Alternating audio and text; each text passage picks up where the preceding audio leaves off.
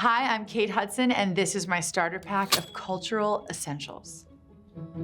As a young teenager, I was obsessed with boys. I was boy crazy, and when I started to go through all of the changes, music became the thing that made me discover my personal sexuality. It ignited something in me. And the album that did that for me, and I remember thinking over and over and over again, all of the things, I dream about, going on a date or meeting a boy or having my first kiss and all of that. It's just everything about this album was just changed my life. It was a discovery. It wasn't like someone told me about it. It was just, I found it and started listening to it and got obsessed with it. And it was the Rolling Stones, of course, Tattoo You. And every song on that album, I know that album like the back of my hand, and that was, game changer. The other album that I would say was a quintessential childhood album for me was Rhythm Nation, Janet Jackson. And I knew all the dances. I love to read. I really, really love to read, but I grew up a very, very slow reader and then found out later in life that I was ADD and then really relearned how to read fast. And now I just can't stop reading. So the bulk of what I really have read started in my late 20s. I have this really wonderful friend in England who works at a bookstore, and he told me that I had to read this book. He said, it's truly one of the great classic American novels, and it really hasn't gotten popular yet. And this was 12 years ago. It is now very popular. Many people have read it.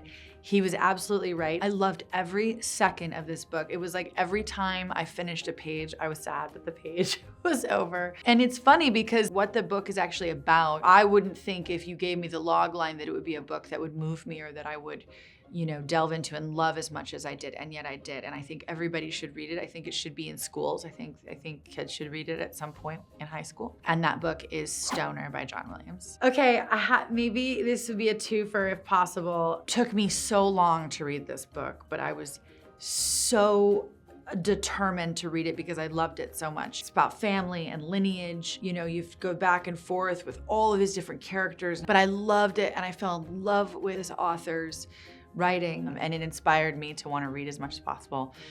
And it was 100 Years of Solitude, Gabriel Garcia Marquez. It was the one that I rewatched in COVID. I went back to it because I wanted to feel if it held up. I wanted to rediscover the show with a couple other things, but it really started off this prestige television life that I think everybody's living in now. It's the goal, it's what you want to be in a show like this. And I just think that was such a particular time in television history.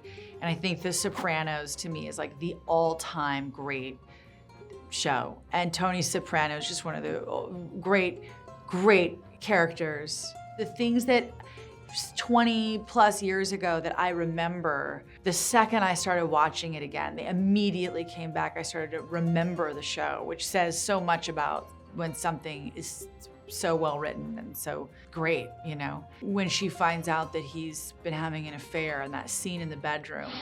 Just get out, Tony. I remember thinking about that when I saw it and how brilliant she is in that scene. And then when I rewatched it, I was she was almost even more brilliant. I was oh my God, she's just so good. Every bit of The Sopranos, I would say, is a cultural essential for sure.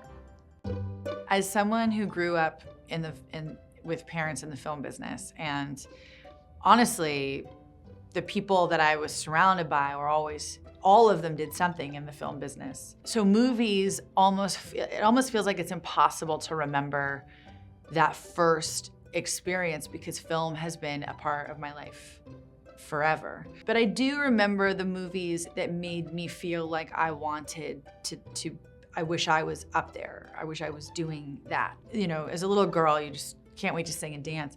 Me in St. Louis and all the Judy Garland musicals and West Side Story. But as a teenager, I started to create my own relationship to film and the things that I liked. And at that time, it was the 90s, so it was the best time. You had Michael Mann in his like prime, Quentin Tarantino, Scorsese, later, older prime, but you know, like one of my all-time favorites that I was like, oh, I wish I could play that part, was True Romance. Everything about that movie just made me want to make movies. It made me want to write them, direct them, star in them. I love that you have this medium that brings everything together, and if you get all of the pieces right, like nothing's cooler. You know, it can be smart, it can be intelligent, it can move you, and then it can just be so insanely cool. That movie was the one that really propelled me into be like, I can't wait to make movies. So then I have to touch on one that is like, if I could say there was a movie that sort of to me is like what making, and there's so many, I say that, but like the kinds of movies that make me feel, that are like life affirming, but sort of move you in a way that you walk away and you're like, thank God for movies. Thank God we have that experience to allow us to feel all of these big feelings. And for me, that one was Terms of Endearment, because it hit on so many themes, so many real life themes, and so many challenging interpersonal themes that are so relatable and so potent and beautiful. The performances in that movie are incredible, and that I think is maybe one of my all-time favorites too.